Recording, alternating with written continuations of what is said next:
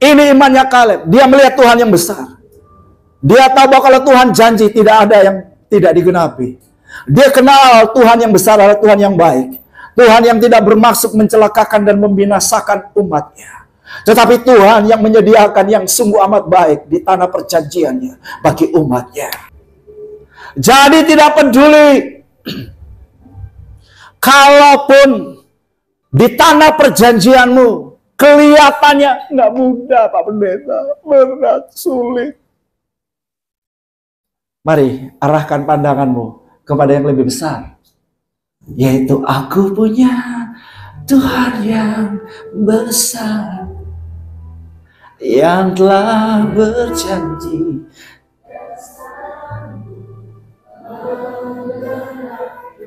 Enggaklah Tuhan, aku tuh udah capek sama hidup ini kok.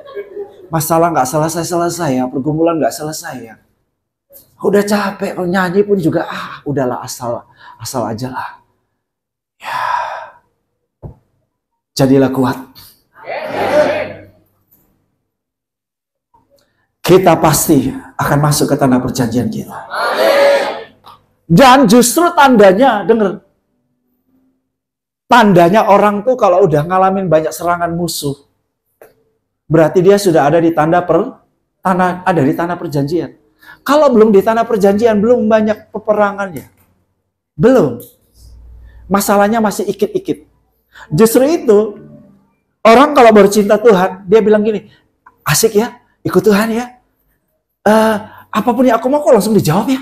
Doaku langsung dijawab. Punya pengalaman nggak? Iya kan? Itu kan ibarat bangsa Israel kalau keluar dari Mesir kan gitu. Dikasih manja sama Tuhan, betul nggak? Nggak kerja, betul? Nggak perlu ke toko mall beli sepatu, beli baju, betul nggak? Semua udah beres semua sama Tuhan, dikasih makan, nggak perlu masak, betul nggak? Tapi setelah masuk tanah perjanjian apa? Banyak lama-lama ikut Tuhan, cinta Tuhannya tambah masak, puasanya udah tambah banyak Pak, ngasih duit ke gereja tambah banyak Pak Yosef.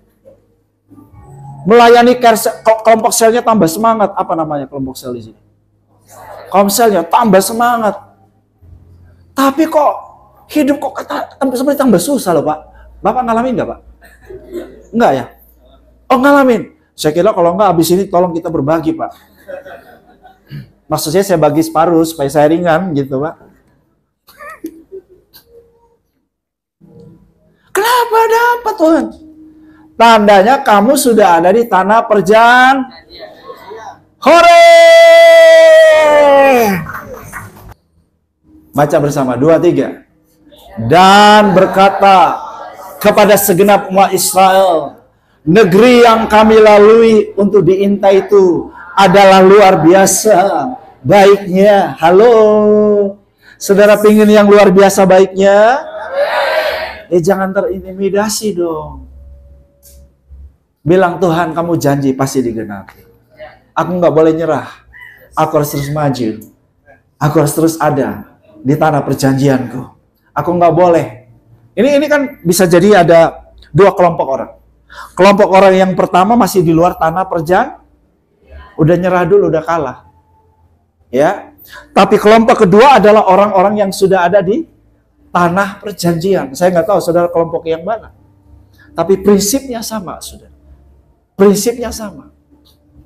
Kalau yang umat Israel belum perang, sudah kalah. Di dunia olahraga dikenal satu hukum, bahwa kemenangan selalu dimulai dari mental. Nah, itu mindset. Kalau Anda belum berjuang, belum perang, udah merasa kalah, nggak usah pergi perang. Anda bakal apa? Kalah. Anda belum dagang, Anda sudah mikir nggak laku, nggak usah jualan. Nanti seharian memang nggak laku, saudara. Lalu Anda bilang, tuh kan, yang saya pikirin bener loh. Tuh kan sepi kan, nggak ada orang yang beli kan. Gue udah tahu kok, gue udah tahu. Itu terjadi gara-gara lu yang mau begitu, tahu? Jangan salahkan bunda mengandung. And don't blame me to the rain. Yeah. Salamu dewe. Kata orang Surabaya, betul ya? Salahmu sendiri. Belum apa-apa, sudah mengimani. Hari ini pelanggan nggak ada. Ya sudah. Jadilah menurut lo yaitu hukum. Be done unto you according what you believe. Terjadilah padamu seperti yang kamu percaya. Dengar baik jemaat Tuhan. Tuhan menyediakan yang luar biasa buat saudara. Tuhan menyediakan yang luar biasa buat anak-anak. Tuhan menyediakan yang luar biasa buat gereja kita. Tuhan menyediakan yang luar biasa juga buat Indonesia. Bisa memberitahu saudara bahwa Tuhan menyediakan yang luar biasa buat setiap kita. Yang aminnya sedikit, terimanya sedikit. Karena aminmu itu menentukan imanmu. Oh, saya baru ngerti. Saya baru ngerti. Orang yang kurang iman, aminnya kecil. Tapi orang yang imannya besar, aminnya apa? Kencang, besar. Tuhan menyediakan semua yang sungguh luar biasa baiknya buat hidupmu. Imanku bersepakat. Jadi kalau saudara bilang amin, saudara sedang apa? Bilang sama sebelahmu, oh gua baru ngerti. Ini dahsyat. Ini benar-benar saudaraku. Ini namanya saudaraku hiperbol iman, saudara. Udah lebay, tapi lebaynya lebay iman, saudara. Dia bilang gini, sebab mereka itu siapa? Raksasanya. Bayangkan, belalang nelan raksasa. Ayo. Gila ya? Tapi saya mau bilang, hanya orang-orang punya iman gila lihat mujizat besar. Kalau kamu mau waras bagi pandangan dunia, nggak bakal lihat mujizat. Jadi perlu gila kayak Kaleb. Kalau Anda mau lihat mujizat besar dalam hidupmu, perlu gila kayak Kaleb. Halo?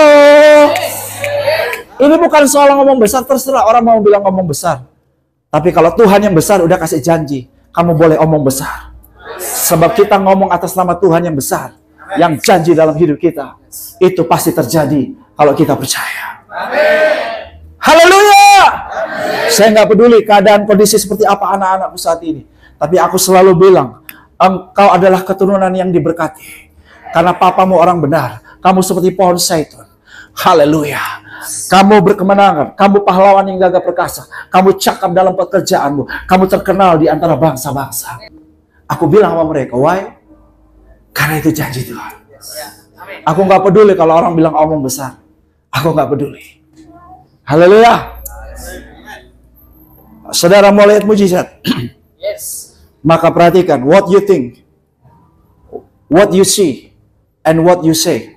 Apa yang Anda pikirkan, apa yang Anda ucapkan, apa yang Anda lihat sangat menentukan jadi apa.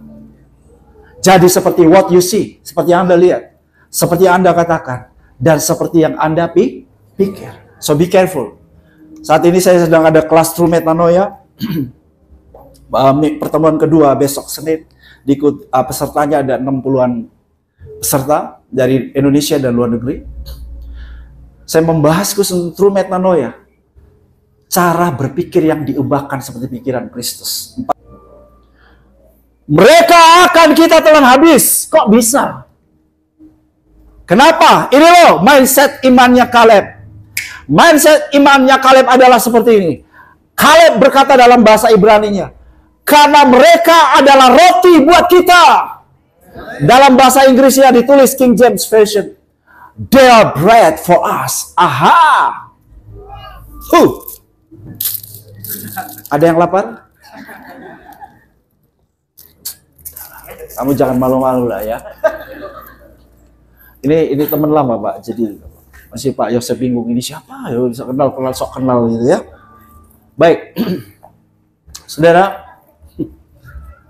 cara pandangmu harus berubah. Halo, Lihat, sebesar apapun masalah yang Anda hadapi, sebesar apapun pergumulan hidupmu, persoalan apapun, sebesar apapun, serumit, sesukar, sesulit, seberat apapun, sesakit apapun, lihat itu seperti roti yang akan kita telan habis. Haleluya! Tidak ada masalah yang tidak dapat diselesaikan oleh Tuhan. Tidak ada masalah yang tidak ada jalan keluar. Tidak ada masalah yang mustahil buat Tuhan. Tidak ada tembok-tembok yang tebal yang tidak bisa dirobohkan oleh Tuhan. Jadi ketika saudara tidak melihat ada jalan, dengar, ketahuilah Tuhan yang kau sembah, Yesus Kristus adalah jalan. Ketika engkau melihat setiap pintu-pintu tertutup bagimu, tidak ada yang terbuka, ketahuilah hari ini bahwa Tuhan Yesus yang kita sembah adalah pintu itu. Haleluya. Ketika semua sumber-sumber tertutup, engkau harus tahu bahwa Dia Tuhan, sumber dari segalanya. Wow. Katakan, mereka akan kita telan habis.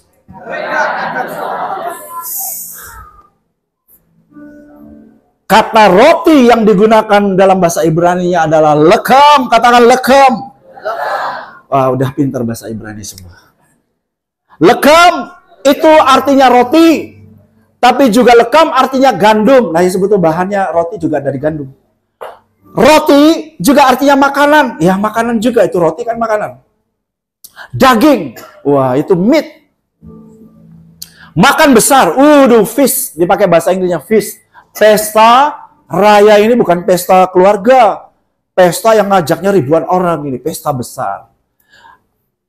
Lekam juga berarti kita sering berdoa, Tuhan, berikan kepadaku. Catatan keperluanmu saudara sampaikan. Itu bicara apa? Penyediaan. Perbekalan.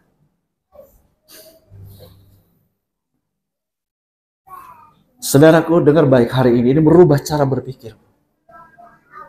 Lekam itu tidak selalu datang dalam bentuk toko roti yang menyediakan roti yang tinggal Anda ambil sesuka. Tetapi lekam itu datang dalam wujud raksasa. Nah, bagian ini yang kita nggak suka ini. Bagian ini yang kita nolak. Tengking boleh, puasa supaya nggak ada. Tapi saya lihat polanya Tuhan. Kalau Anda mau lihat mujizat, siap-siap untuk ada masalah. Sebab kalau nggak ada masalah, Anda nggak perlu mujizat. Nggak ada masalah, Anda nggak perlu mujizat, betul? Sebab itu, saudaraku, ketika engkau sedang menghadapi persoalan kehidupan seperti raksasa, mengucap syukurlah. Sebab Tuhan sedang mengirim lekam bagimu. Tuhan sedang mengirim roti bagimu. Tuhan sedang mengirim makanan bagimu. Tuhan sedang mengirim daging bagimu. Tuhan sedang membuat pesta besar bagimu. Tuhan sedang mengirim apa yang kau perlukan, perbekalan. He provide what you need. Dia menyediakan apa yang Anda perlukan. Haleluya. So never quit and never give up. Jangan berhenti dan jangan menyerah. When you face the giants, just face the giant with faith. Hadapi setiap raksasa dengan iman. Yaitu apa? Dengan mindset. Cara berpikirmu harus selaras dengan pikiran Kristus. Lihat Tuhan yang lebih besar daripada raksasa. Dan katakan Tuhan dan janji-janjinya. Katakan siapa Tuhan pada setiap persoalan hidup. Katakan janji dan firman-Nya pada setiap persoalan hidup. Halo? Dengar? What you see, what you think, what you say. Itu dapat menjadi kenyataan. Apa yang Anda pikirkan, apa yang Anda lihat, apa yang Anda katakan dapat menjadi kenyataan. Yes, terjadi buat bangsa Israel. Fakta membuktikan, sejarah mencatat.